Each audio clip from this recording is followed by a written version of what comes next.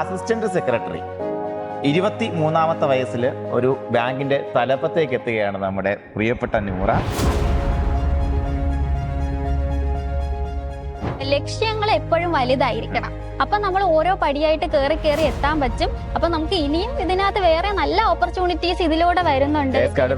KS card ഒക്കെ വരുന്നുണ്ട്. പിന്നെ ആൾക്കാരുടെ ഓരോ കുത്തുവാക്കുകളൊക്കെ നമുക്ക് വരും. എപ്പോഴും പഠിക്കുകയാണോ, എൻ്റെ അടുത്ത് ചോദിച്ചത് വീട്ടിനകത്ത് തന്നെ വെളിയിലൊന്നും ഇറങ്ങത്തില്ലേ എന്നൊക്കെ ചോദിച്ചിട്ടുണ്ട്. പക്ഷെ അവർക്ക് കൊടുക്കാനുള്ള മറുപടി നമ്മളൊരു ജോലിയാണ്. നിങ്ങൾ പകുതി, ബാക്കി സഹകാരി എപ്പോഴും കൂടെയുണ്ട്. അവരുടെ നോട്ട്സും മെന്റർഷിപ്പും സപ്പോർട്ടും എല്ലാം കൂടെയുണ്ട്.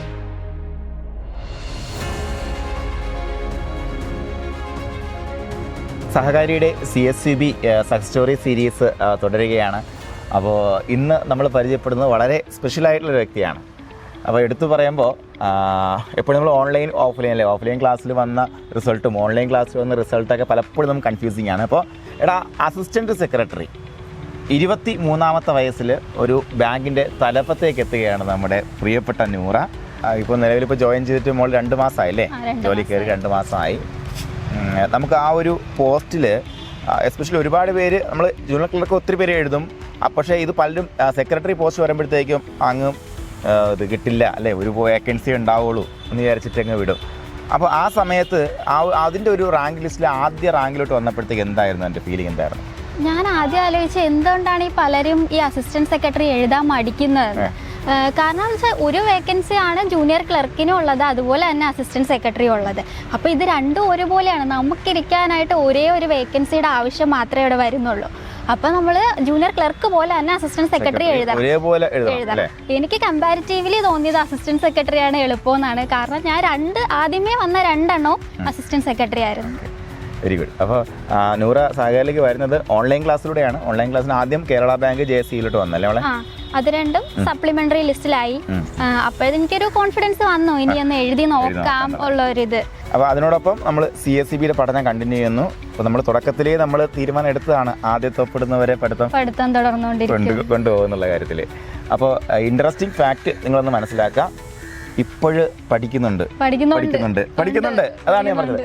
എടോ, നമ്മളിപ്പോൾ നോർമലി എല്ലാ CSCBക്കാരും ചെയ്യുന്ന അബദ്ധമാണത്. എന്താണ്, ഒരു എണ്ണത്തിൽ ലിസ്റ്റ് വന്നു കഴിഞ്ഞാൽ, അല്ലെങ്കിൽ കേരള ബാങ്ക് ലിസ്റ്റ് വന്നതിന് ശേഷം അഡ്വൈസ് മെമ്മോ ഒക്കെ വരാറായി എന്ന് മനസ്സിലാക്കിയിട്ട് തന്നെ ഒരുപാട് നിലവിലുള്ള ജോലി കളഞ്ഞിട്ട് അല്ലെങ്കിൽ പഠിക്കാതിരിക്കുന്ന ആൾക്കാരുണ്ട്. നിലവിൽ 100 അല്ലെങ്കിൽ വിജയിക്കുന്ന ആൾക്കാർ ചെയ്യുന്നത് എന്താണ്, അഡ്വൈസ് കിട്ടി, സ്വപ്ന ജോലിയിലെത്തി, എന്നിട്ടും പഠിച്ചുകൊണ്ടിരിക്കുന്നു. അതിൻ്റെ റിസൾട്ട് എന്താണ് ഇപ്പോഴത്തെ? അത് എനിക്കിപ്പോൾ പഠിക്കാൻ സമയം വളരെ കുറവാണ്. പക്ഷെ എന്നിരുന്നാലും അവിടെ നിന്ന് കുറച്ച് സമയം കിട്ടുന്നതും അതിൻ്റെ ഇടയിൽ ഒരു ഗ്യാപ്പ് കിട്ടുന്ന സമയത്തും ഞാൻ അവിടെ വെച്ചും സഹകാരിയുടെ നോട്ട്സുകൾ എടുത്ത് നോക്കാറുണ്ട്. ബുക്ക് എടുത്ത് പഠിക്കാനുള്ള ഒരു സമയം കിട്ടാത്തത് കൊണ്ട് ഓൺലൈൻ ക്ലാസ് ആണ്, അതിൻ്റെ PDF എടുത്തിട്ട് അതിൻ്റെ ഇടയിൽ വെച്ച് പഠിക്കാറുണ്ട്. അതിൻ്റെ ഔട്ട്പുട്ട് കൂടെ പറഞ്ഞിട്ട് അവർക്ക്, അതായത് നമുക്ക് അസിസ്റ്റന്റ് സെക്രട്ടറി കിട്ടിയതിന് ശേഷമുള്ള പരീക്ഷയുടെ ഔട്ട്പുട്ട്. അതിന് ശേഷമാണ് ഈ അസിസ്റ്റന്റ് സെക്രട്ടറി ലിസ്റ്റ് വന്നതിന് ശേഷമാണ് ഞാൻ കുറച്ചുകൂടെ പഠിച്ചതും. എന്നിട്ട് ഞാൻ നിർത്തിയിട്ടില്ല. അത് കഴിഞ്ഞതിന് ശേഷം സ്പെഷ്യൽ ഗ്രേഡിന്റെ ഇതിൽ 25 ബാങ്കിന്റെ ലിസ്റ്റിലുണ്ട്. അതും വളരെ ഇതായിട്ട് സക്സസ് ആയിട്ട് കാണുന്നു. എഴുതിയ എല്ലാ ബാങ്കിലും നമുക്ക് ലിസ്റ്റിലേക്ക് വരാൻ പറ്റുന്നു. അപ്പൊ നമുക്ക് ഒരുപക്ഷെ അതിനേക്കാൾ മെച്ചപ്പെട്ട അടുത്തുള്ള സൗകര്യമുള്ള ബാങ്ക് ഉണ്ട് നമുക്ക് ചൂസ് ചെയ്യാം. നമ്മളിപ്പോ ഒരു ഇതിൽ കയറി, പക്ഷെ അവിടെ നല്ലതാവണമെന്നില്ല, അല്ലെങ്കിൽ നമുക്ക് എന്താണ് അവിടുത്തെ വർക്ക് എൻവയോൺമെന്റ് എന്നൊന്നും മനസ്സിലാവത്തില്ല. പക്ഷെ നമുക്ക് അങ്ങനെ അത് വന്നിട്ട് വേറൊന്നിലോട്ട് മാറണമെന്നുണ്ടെങ്കിലോ പിന്നെ ഒന്ന് ചിന്തിക്കാനോ കൂടി നമുക്ക് ഇതിൽ പറ്റും. ലിസ്റ്റിൽ വന്നിട്ട് വരട്ടെ, വന്നതിന് ശേഷം മാത്രം ബാക്കിയുള്ള കാര്യങ്ങൾ നമുക്ക് നോക്കി ബെറ്റർ ആയിട്ടുള്ളത് ചൂസ് ചെയ്യാം. ഓക്കെ, അത് വളരെ ഇമ്പോർട്ടൻ്റ് ആണ്. പ്രത്യേകിച്ച് നമ്മൾ സഹകരണ ബാങ്കിലേക്ക് പോകുമ്പോഴത്തേക്ക് ഒരിടത്ത് കിട്ടി അവിടെ തന്നെ നമുക്ക് ഇരിക്കാന്ന് വെച്ച് കഴിഞ്ഞാൽ ആ ഒരു പക്ക എൻവയോൺമെന്റ് നമുക്ക് കിട്ടുന്നത് പോയി ജോലി ചെയ്ത് 1 മാസം 2 മാസം കഴിയുമ്പോഴായിരിക്കും. അപ്പോഴത്തേക്കും പഠിത്തം നിർത്തിയാൽ നമ്മൾ കംപ്ലീറ്റ് ഔട്ടായി പോവുകയും ചെയ്യും. അതെ, 1 മാസത്തോളം പഠിക്കാതിരുന്നാൽ തന്നെ നമ്മൾ ഈ ഇത്രയും 1 വർഷത്തോളം കഷ്ടപ്പെട്ടത് ഫുൾ അങ്ങ് പോവുകയാണ്. പിന്നെ നമ്മൾ ഒന്നേന്ന് സ്റ്റാർട്ട് ചെയ്യേണ്ടി വരും. അതുകൊണ്ട് എല്ലാവരും പഠിച്ചുകൊണ്ടിരിക്കുക, നിർത്തരുത്, പഠിച്ചുകൊണ്ടിരിക്കുക എന്നുള്ളതാണ് നൂറയ്ക്ക് പറയാനുള്ളത്. അതുപോലെ നമുക്കിപ്പോൾ എനിക്കും ഈ പറയുന്ന പോലെ നമുക്ക് പേഴ്സണലി ഭയങ്കര സന്തോഷമാണ്. കാര്യം 23 വയസ്സുള്ള ഒരു കുട്ടി ഒരു ബാങ്കിന് തലപ്പത്തേക്ക് പോകാമെന്ന് പറയുമ്പോഴത്തേക്കും. അപ്പോൾ ഈ ഒരു സ്ഥാപനത്തിൽ നമ്മൾ ഒരു സെക്രട്ടറി പോസ്റ്റിലോട്ട് എത്താറായോ? അസിസ്റ്റന്റ് സെക്രട്ടറി എത്താറായി. 2 മാസത്തിനുള്ളിൽ എൻ്റെ സെക്രട്ടറി റിട്ടയർഡ് ആകും. അത് കഴിഞ്ഞാൽ അസിസ്റ്റന്റ് സെക്രട്ടറി ഇൻ ചാർജിലോട്ട് മാറും എന്നുള്ളതാണ്. അപ്പോൾ ആ സമയത്ത് ഒന്ന് നമ്മുടെ ഒരു റെസ്പോൺസും അതുപോലെ ബാങ്കിലേക്കുള്ള ജീവനക്കാരൊക്കെ നമ്മളൊക്കെ ഒരുപാട് മുതിർന്ന ആൾക്കാരായിരിക്കില്ലേ? അതെ, നല്ല മുതിർന്ന ആൾക്കാരാണ്. അവരൊക്കെ ഇങ്ങനെ മോളെ എന്നാണ് വിളിക്കുന്നത്, സാറേ എന്നാണ് വിളിക്കുന്നത്? അങ്ങനെ സാറേന്നൊന്നും വിളിക്കാറില്ല, അവർക്ക് അങ്ങനെ വിളിക്കാൻ തോന്നത്തില്ല എന്ന് തോന്നുന്നു. അവരുടെ മക്കളൊക്കെ എന്റെ പ്രായമുണ്ട്. അപ്പൊ മോളെ എന്നായിരിക്കും അവര് സംബോധന ചെയ്യുന്നത്. അപ്പൊ അതൊരു അച്ചീവ്മെന്റ് ആണെന്ന് വേണമെങ്കിൽ പറയാം. നമുക്ക് ഈ ഒരു ചെറിയ പ്രായത്തിൽ ഇതുപോലെ ഉയർന്ന പോസ്റ്റുകളിലേക്ക് എത്താൻ പറ്റുന്നത്. അപ്പോൾ CSEBക്ക് വേണ്ടി നിങ്ങൾ എന്തായാലും ഒഴിഞ്ഞു വയ്ക്കുകയാണെന്നുണ്ടെങ്കിൽ വലുതിന് വേണ്ടി ഒഴിഞ്ഞു വയ്ക്കുക അല്ലേ? കുറച്ച് മികച്ച ഓപ്പർച്യൂണിറ്റിക്ക് വേണ്ടി നിങ്ങൾ ശ്രമിക്കുക എന്നുള്ളതാണ്. സഹകരണമായിട്ട് വരുമ്പോഴത്തേക്കും നമ്മൾ ഏറ്റവും കൂടുതൽ എക്സ്പീരിയൻസ് ചെയ്യുന്ന അല്ലെങ്കിൽ ഒരു ഓഫ്ലൈൻ ക്ലാസ് പോലെ നിങ്ങൾക്ക് ഫീൽ ചെയ്യിക്കാൻ വേണ്ടി സഹായിക്കുന്നതിൽ നിങ്ങളെ സഹായിക്കുന്ന ഏറ്റവും മികച്ച നമ്മുടെ ഒരു ഗ്രൂപ്പ് ഓഫ് പീപ്പിളാണ് മെൻറ്റേഴ്സ് എന്ന് പറയുമ്പോഴത്തേക്കും. അപ്പോൾ ആരായിരുന്നു നൂറയുടെ മെൻറ്റർ? എന്താണ് ആ മെൻറ്റർഷിപ്പ് എക്സ്പീരിയൻസ്?